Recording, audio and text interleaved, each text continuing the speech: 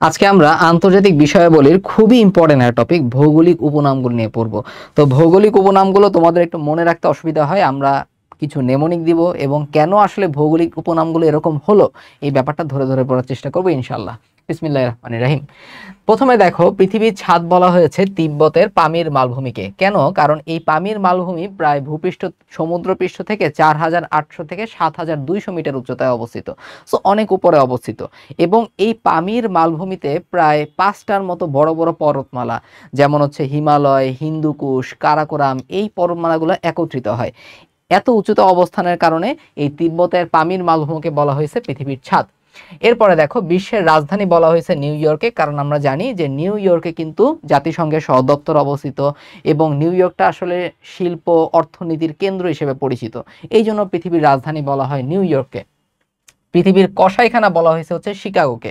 সঙ্গে সঙ্গে মনে রাখতে হবে যে এখানে কসাইখানা তার মানে মাংস কাটা হয়। সো মাংস কাটে কারা? কসাইরা, তাই না?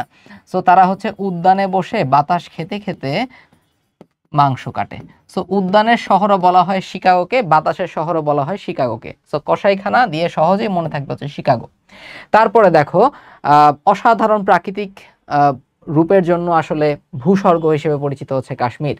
বিশ্বের রুটির ঝুড়ি হচ্ছে ইউক্রেন এবং উত্তর আমেরিকার হচ্ছে প্রেরি এলাকা। কারণ কি? কারণ এই এলাকাগুলোতে খাদ্যশস্য প্রচুর পরিমাণে উৎপাদিত হয়, বেশিরভাগ গম এখানে বেশি উৎপাদিত হয়। এই জন্য বিশ্বের রুটির ঝুড়ি বলা হয়ে থাকে হচ্ছে ইউক্রেন এবং উত্তর আমেরিকার প্রেরি এলাকাকে। এরপরে দেখো, দ্বীপ মহাদেশ, ওশেনিয়া মহাদেশ। তুমি জানো ওশেনিয়া মহাদেশটা পুরোটাই প্রশান্ত মহাসাগরে অবস্থিত। অন্ধকার মহাদেশ, অর্থাৎ বিভিন্ন দিক থেকে পিছিয়ে আছে হচ্ছে এই আফ্রিকা মহাদেশ, এজন্য বলা হয়েছে অন্ধকারাচ্ছন্ন মহাদেশ। এবং এখানে মূলত প্রচুর জীববৈচিত্র্য দেখা যায়, যার জন্য বৃহৎ চিড়িয়াখানা হিসেবেও আফ্রিকা মহাদেশটাই কিন্তু পরিচিত। আফ্রিকার একদম মাঝ বরাবর অবস্থিত একটা দেশ হচ্ছে সাদ অথবা চাঁদ। এই দেশটা আসলে আফ্রিকার হৃৎপিণ্ড হিসেবে পরিচিত। এরপরে দেখো, নিষিদ্ধ দেশ বলা হয়েছে তিব্বতকে, কারণ তিব্বতে আসলে চীনের আগ্রাসন আছে এবং এই চীনের আগ্রাসনের জন্য যদি কোনো পর্যটক তিব্বতে যেতে হয় তাকে প্রচুর কঠিন পরিস্থিতির আসলে মুখোমুখি হতে হয়, সহজে সে কেউ আসলে তিব্বতে যেতে পারে না। এই জন্য এই তিব্বতকে বলা হয়েছে নিষিদ্ধ দেশ এবং তিব্বতের লাসাকে বলা হয়েছে নিষিদ্ধ শহর। এরপরে আছে চীনের নীলনদ। তুমি জানো যে পৃথিবীর দীর্ঘতম নদী হচ্ছে আমাদের এই নীলনদ। তো এশিয়ার দীর্ঘতম নদী হচ্ছে আমাদের চীনের ইয়াংসি কিয়াং। বুঝতে পারছো? এই জন্য চীনের নীলনদ হচ্ছে ইয়াংসি কিয়াং। তারপরে দেখো, বড় আপেল অথবা বিগ অ্যাপল। বড় আপেল মানেই হচ্ছে আসলে বিগ অ্যাপল। এই বিগ অ্যাপল কেন নিউ ইয়র্কে বলা হচ্ছে? আসলে এটা বলার কারণ হলো, আসলে নিউ ইয়র্কে আগে হচ্ছে অনেক বেশি ঘোড়ার দৌড় হতো, ঘোড় দৌড় প্রতিযোগিতা হতো। তো ওই সময় আসলে নিউ ইয়র্কে বিগ অ্যাপল বলতে বোঝানো হয়েছে নিউ ইয়র্কে গেলে প্রচুর প্রাইজ মিলে, অথবা নিউ ইয়র্কে গেলে হচ্ছে অনেক অর্থের মালিক হওয়া যায়। এই টাইপের ঘটনাটা বুঝাইতে আসলে নিউ ইয়র্কে বিগ অ্যাপল অথবা বড় আপেল নামে অভিহিত করা হয়। অ্যাপল মানে হচ্ছে প্রাইজ বোঝানো হচ্ছে আসলে। তারপরে দেখো, দক্ষিণের রানী, রানী এটা হচ্ছে সিডনি, সহজে মনে থাকবে আশা করি। ওকে, তারপরে দেখো, আফ্রিকার মুক্তা বলা হয় উগান্ডাকে, মুক্তা উগান্ডা। এখন এই মুক্তা সংক্রান্ত সবগুলো আমরা একসাথে দেওয়ার চেষ্টা করছি, একটু খেয়াল করো। মুক্তা দ্বীপ যদি বলা হয় তাহলে দ্বীপ হবে হচ্ছে বাহারাইন। ঠিক আছে, দ্বীপ আসলে তাহলে আমরা কি দিব? যদি বলে মুক্তার দ্বীপ তাহলে কি দিব? বতে হচ্ছে আমাদের বাহরাইন। আর মুক্তার দেশ বললে হবে হচ্ছে অ্যান্সার কিউবা। ওকে, তারপরে দেখো, উত্তরের ভ্যানিস বলা হয়ে থাকে হচ্ছে স্টকহোমকে। তো ইতালির যে ভ্যানিস শহরটা আছে সেই ভ্যানিস শহরটায় অনেক খাল অবস্থিত, বুঝছো? পুরো শহরটা জুড়েই অনেক জলপথ বা খাল অবস্থিত। সো এই সুইডেনের স্টকহোমটাও অনেকটা সেই রকমের একটা নগরী, নিমজ্জিত নগরী বলা হতে পারে, অথবা উত্তরের ভেনিস এটাকে বলা হয়ে থাকে স্টকহোমকে। তারপরে প্রাচ্যের ভেনিস হচ্ছে আমাদের বাংলাদেশের বরিশাল, ব্যাংকক অথবা জাপানের ওসাকা, যেটা অপশনে থাকে। ওকে, প্রচুর খালবিল, প্রচুর জলাশয় থাকার জন্য এই এলাকাগুলোর নাম হয়েছে আসলে প্রাচ্যের ভেনিস। সো বরিশাল হতে পারে, থাইল্যান্ডের ব্যাংকক হতে পারে, জাপানের ওসাকা হতে পারে, যেটা অপশনে থাকে। তারপরে দেখো, এখানে দেখতেছো স্টকহোমে একদম খালবিল নিমজ্জমান নগরীর মতো। ওকে, আর এই হচ্ছে বাহারাইনটা কি? এটা হচ্ছে মুক্তার দ্বীপ, দ্বীপ আসলে দিব বাহারাইন। ওকে, আচ্ছা। তারপরে হচ্ছে আমাদের এখানে আছে প্রাচ্যের গ্রেট ব্রিটেনটা হচ্ছে আমাদের জাপান। তো গ্রেট ব্রিটেনটাকে কিন্তু বলা হয় কি? বলা হয় সমুদ্রের বধূ। ঠিক আছে, কারণ এরা হচ্ছে মহাসাগরে অবস্থিত, মহাসাগরে কোল ঘেঁষে অবস্থিত, আমরা বলতে পারি এরকম। সো প্রাচ্যের গ্রেট ব্রিটেনটা হচ্ছে আসলে জাপান।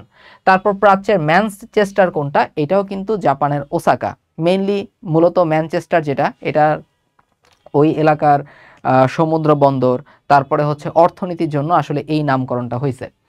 ভারতের প্রবেশদ্বার, পাকিস্তানের প্রবেশদ্বার, প্রবেশদ্বার বলতে বোঝায় প্রধান সমুদ্র বন্দর। সো ভারতের প্রবেশদ্বার হচ্ছে মুম্বাই, আর পাকিস্তানের প্রবেশদ্বারটা হচ্ছে আমাদের করাচি। আর ইউরোপের প্রবেশদ্বার কোনটা? ইউরোপের প্রবেশদ্বার হচ্ছে আমাদের লন্ডন, রটারডাম অথবা লিসবন, যেটা অপশনে থাকে মেইনলি হচ্ছে আমাদের লন্ডনটাই অপশনে থাকে, আর লিসবনটা পর্তুগালে অবস্থিত। ওকে, সো ইউরোপের প্রবেশদ্বার হচ্ছে লন্ডন, এই জিনিসটাই আমরা মেইনলি মাথায় রাখবো আর কি। ওকে, তো এই হচ্ছে আমাদের জাপানের ওসাকা। এই জাপানের ওসাকাকে আমরা পড়ছিলাম কি? আমরা পড়ছিলাম হচ্ছে আমাদের একটু আগে যে প্রাচ্যের ম্যানচেস্টার বলা হয় জাপানের ওসাকাকে, আর এই জাপানকে বলা হয়ে থাকে প্রাচ্যের গ্রেট ব্রিটেন। এই যে মুম্বাই, এটা হচ্ছে ভারতের প্রবেশদ্বার, এই করাচি হচ্ছে পাকিস্তানের প্রবেশদ্বার, আর লন্ডনটাকে আমরা কি বলবো? ইউরোপের প্রবেশদ্বার।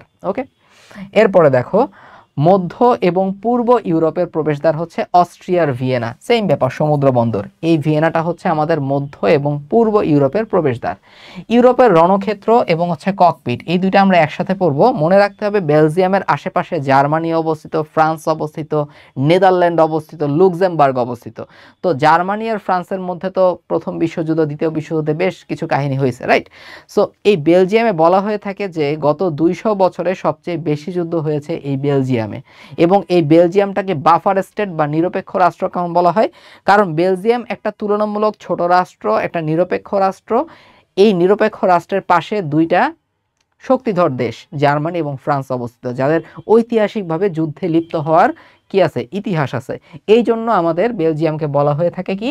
বাফার স্টেট, নিরপেক্ষ রাষ্ট্র, ইউরোপের রণক্ষেত্র, ইউরোপের ককপিট, অনেকগুলা। পাশে আমি লিখে দিব কি? Buffer state, buffer state. Okay, তারপরে দেখো ইউরোপের ক্রীড়া ক্ষেত্র হচ্ছে আমাদের সুইজারল্যান্ড। তারপরে সুইজারল্যান্ডকে আমরা, সুইজারল্যান্ডের জেনেভা যেটা আছে সেটাকে বলা হয় সম্মেলনের শহর। ঠিক আছে, তোমরা অনেক সময় দেখবা যে বিভিন্ন আন্তর্জাতিক সংস্থা সদর দপ্তর কিন্তু সুইজারল্যান্ডের জেনেভাতে অবস্থিত। এই জন্য সুইজারল্যান্ডের জেনেভাকে বলা হয় সম্মেলনের শহরও বলা হয়ে থাকে। ভালোবাসা আলোর শহর হচ্ছে প্যারিস, সংস্কৃতির শহর হচ্ছে প্যারিস, জাকালো নগরী হচ্ছে প্যারিস। তার মানে প্যারিস নগরী দেখা যায়, প্যারিস বলা হয়, প্যারিস হচ্ছে রাতে নাকি ঘুমায় না তারা। এখানে শিল্প সাহিত্যের প্রচুর চর্চা হয়েছে, আগেও হয়েছে, এখনো হচ্ছে, এবং জমকালো একটা শহর হচ্ছে আমাদের এই প্যারিসটা। ওকে, তারপরে দেখো চির বসন্তের শহর। চির বসন্তের শহর বলা হয় ইকুয়েডরের কিটোকে নরমালি, এইটাই পরীক্ষায় অপশনে আসে, যদি না থাকে তাহলে অ্যান্সার হবে হচ্ছে রোম। এখন এটাকে কেন চির বসন্তের শহর বলা হয়? কারণ ইকুয়েডর নামটা কেন হয়েছে একটু চিন্তা করতে হবে আমাদের। আমাদের যে নিরক্ষরেখাটা আছে, ইকুয়েটোরিয়াল রিজিয়ন যেটা আছে, এই নিরক্ষীয় রেখার আশেপাশে এই ইকুয়েডরটা হচ্ছে অবস্থিত, বুঝতে পারছো? ইকুয়েডরের কিটোটা অবস্থিত।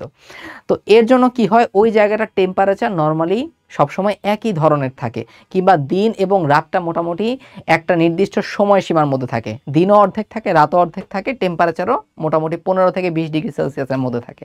অর্থাৎ সবসময় একটা সুন্দর শান্ত একটা আবহাওয়া অথবা হচ্ছে আরামদায়ক একটা আবহাওয়া বিরাজ থাকে। এই জন্য বলা হয় চির বসন্তের শহর হচ্ছে ইকুয়েডরের কিটো। তারপরে দেখো ঝর্ণার শহর বলা হয় কোনটা? তাশখন্দকে। আর যদি অপশনে না থাকে তাহলে অ্যান্সার হবে হচ্ছে রোম। ঝর্ণা, তাশখন্দ। আচ্ছা, তারপরে দেখো স্বপ্নের শহর। স্বপ্নের শহর বলা হয়ে থাকে মুম্বাইকে মেইনলি। এই মুম্বাইকে কেন বলা হচ্ছে স্বপ্নের শহর? কারণ মুম্বাইতে দেখা যায় প্রচুর পরিমাণে পেশার বৈচিত্র্য থাকে, ওইখানে বলিউড আছে, ঠিক আছে? সো মানুষজন আসলে স্বপ্ন বুনতে থাকে ওখানে। স্বপ্নের শহর হচ্ছে মুম্বাই। সম্মেলনের শহর জেনেভা, আমরা অলরেডি পড়ে ফেলছি। পবিত্র শহর, পবিত্র শহর হচ্ছে ভ্যাটিকান সিটি। কারণ হচ্ছে খ্রিস্টান যারা ক্যাথলিক সম্প্রদায় আছে তাদের প্রধান ধর্মকেন্দ্র আসলে হচ্ছে এই ভ্যাটিকান সিটিতে অবস্থিত, এবং এই প্রধান ধর্মকেন্দ্রের যিনি হচ্ছে মেইন তাকে বলা হয় পোপ। ঠিক আছে, খ্রিস্টান ক্যাথলিকদের প্রধান যিনি ধর্মগুরু তাকে বলা হয় পোপ। তো বর্তমানে যিনি পোপ আছেন তিনি হচ্ছেন রবার্ট ফ্রান্সিস প্রভোস্ট, এবং তিনি হচ্ছেন প্রথম আমেরিকান হিসেবে তিনি পোপের দায়িত্ব গ্রহণ করেছেন। ওকে, এটা মনে রাখতে হবে, আমরা রিসেন্ট এমসিকিউতে এটা পেতে পারি। তারপরে দেখো মন্দিরের শহর হচ্ছে বেনারস। 7 পাহাড়ের শহর, একসাথে মনে রাখবো আমরা, নীরব শহর, চিরশান্তির শহর। ঠিক আছে, 7 পাহাড়, নীরব, চিরশান্তির শহর। সো এটা চির বসন্তের শহরও আমরা একটু আগে দেখে আসছিলাম, যদিও ইকুয়েডরের কিটো হচ্ছে অ্যান্সার, বাট যদি অপশনে না থাকে তখন অ্যান্সার হতো হচ্ছে রোম। বাকিগুলো আমাদের দেখতে হবে যে চিরশান্তি, তারপর নীরব শহর, 7 পাহাড়ের শহর হচ্ছে আমাদের রোম। বাজারের শহর হচ্ছে কোনটা? মিশরের কায়রো। ওকে, তাহলে বেনারস এটা পড়ছি মন্দিরের শহর, রোমটাকে পড়ছি আমরা তিনটা, একটা হচ্ছে চিরশান্তির শহর পড়লাম, নীরব শহর পড়লাম, সাত পাহাড়ের শহর পড়লাম, আর মিশরের কায়রো হচ্ছে বাজারের শহর। তারপরে দেখো উদ্যানের শহর, উদ্যানের শহর হচ্ছে বাতাসের শহর কোনটা, শিকাগো, এবং আমরা পড়ছিলাম যে পৃথিবীর কসাইখানা কোনটা, শিকাগো। পুষ্পমণ্ডিত বৃক্ষের শহর, আচ্ছা তো পুষ্প বা ফুল দেখলে কি আমরা হারিয়ে যাই, সো হারারে, ওকে এমনি মনে থাকবে। তারপর রাজপ্রাসাদের শহর হচ্ছে কলকাতা, গগনচুম্বী অট্টালিকা শহর হচ্ছে নিউ ইয়র্ক। এই নিউ ইয়র্কে আমরা আর কি কি বলছিলাম হচ্ছে বিগ অ্যাপল বা বড় আপেল বলা হয় হচ্ছে নিউ ইয়র্ককে, রাইট। তারপরে পৃথিবীর রাজধানী বলা হয় হচ্ছে নিউ ইয়র্ককে। তারপরে দেখো গোলাপি শহর, রাজধানীর রাজস্থানের জয়পুর, কারণ কি, কারণ এই জায়গাটাতে অনেক গোলাপি রঙের স্থাপত্য দেখা যায়, ওকে অট্টালিকা দেখা যায়, যার জন্য এটা হচ্ছে গোলাপি শহর। আর স্বর্ণনগরী বলা হয় কোনটা, আমাদের দক্ষিণ আফ্রিকার জোহানেসবার্গকে। আচ্ছা, তারপরে দেখা হচ্ছে দ্বীপের নগরী, খালের নগরী, নিশ্চুপ সড়ক শহর, এটা হচ্ছে ইতালির ভেনিস, নিমজ্জমান নগরী। আমি বলছিলাম যে ইতালির এই যে ভেনিস শহরটা আছে, এটার অনেক জলধারা আশেপাশে, বুঝতে পারছো, এখানে খাল বিল দ্বারা একদম পুরো শহরটা হচ্ছে পরিপূর্ণ। সো এটাকে বলা হয় নিমজ্জমান নগরী, নিশ্চুপ সড়ক শহর, খালের নগরী, দ্বীপের নগরী বলা হচ্ছে আমাদের ইতালির ভেনিসকে। আর সোনালী তরণের শহর বলা হয় কাকে, সান ফ্রান্সিসকো। খুব ইম্পর্টেন্ট, মাঝে মধ্যে আসে পরীক্ষায়, ঠিক আছে। সো সোনালী তরণের শহর কোনটা, সান ফ্রান্সিসকো, দন্তস দিয়ে মাথায় রাখতে হবে এটা। তারপরে দেখো আমাদের তামার দেশ, তামার দেশ হচ্ছে তাজা, তাজা হচ্ছে তামার দেশ, তো জাম্বিয়া মনে রাখবা, তামা জাম্বিয়া। শ্বেতহস্তির দেশ কোনটা, থাইল্যান্ড। হাজার হ্রদের দেশ ফিনল্যান্ড, হাজার হ্রদের দেশ ফিনল্যান্ডও আছে, যদি অপশনে না থাকে তাহলে ইন্দোনেশিয়া হবে, ওকে। হাজার হ্রদের দেশ ফিনল্যান্ড অথবা ইন্দোনেশিয়া। ধীবরের দেশ বলা হয় নরওয়েকে, কেন, ধীবর মানে কি, ধীবর মানে হচ্ছে জেলে। নরওয়েতে প্রায় 25,000 কিলোমিটারের সমুদ্র উপকূল আছে, সো ওইখানের মানুষের কিন্তু পেশাটা কি ছিল, পেশাটা ছিল একদম আসলে মৎস্য ধরা নির্ভর, তারা অধিকাংশই জেলে ছিল, এই জন্য ধীবরের দেশ বলা হয়ে থাকে নরওয়েকে। তাহলে দেখো তাজা, তামার দেশ জাম্বিয়া, তারপরে হচ্ছে আমরা এখানে পড়লাম ফিনল্যান্ড নিয়ে, কি পড়ছিলাম, হাজার হ্রদের দেশ ফিনল্যান্ড, তারপরে ইন্দোনেশিয়া হাজার হ্রদের দেশ, আর ধীবরের দেশ হচ্ছে নরওয়ে, কারণ কি অনেক বড় সমুদ্র উপকূল এদের। তারপরে দেখো সোনালী আঁশের দেশ বাংলাদেশ, পশমের দেশ হচ্ছে অস্ট্রেলিয়া। আমরা জানি যে ওশেনিয়া মহাদেশটাকে আমরা বলছিলাম কি, আমরা ওশেনিয়া মহাদেশের ক্ষেত্রে বলছিলাম যে ওইটা প্রশান্ত মহাসাগরে অবস্থিত, ওকে। তারপরে দেখো সিল্ক রুটের দেশ হচ্ছে ইরান, ওকে। সাত পাহাড়ের দেশ হচ্ছে রোম, একটু আগে পড়ে আসছি। ভাটির দেশ, চিরসবুজের দেশ, সোনালী আঁশের দেশ, এগুলো পারো তোমরা, বাংলাদেশ। নীরব খনির দেশ বলা হয়ে থাকে বাংলাদেশ, অপশনে না থাকলে সেটা রাশিয়া হতে পারে। তারপরে দেখো সাদা রাশিয়া, সাদা রাশিয়া, রাশিয়া রাশিয়া বেলারুশ, সাদা রাশিয়া রুশ, বেলারুশ। ভূমিকম্প বেশি হয় জাপানে। প্রাচ্যের মধ্যে সর্বপ্রথম মানে সূর্যোদয় হয়ে থাকে মূলত জাপানে, এজন্য সূর্যোদয়ের দেশ বলা হয় জাপানকে।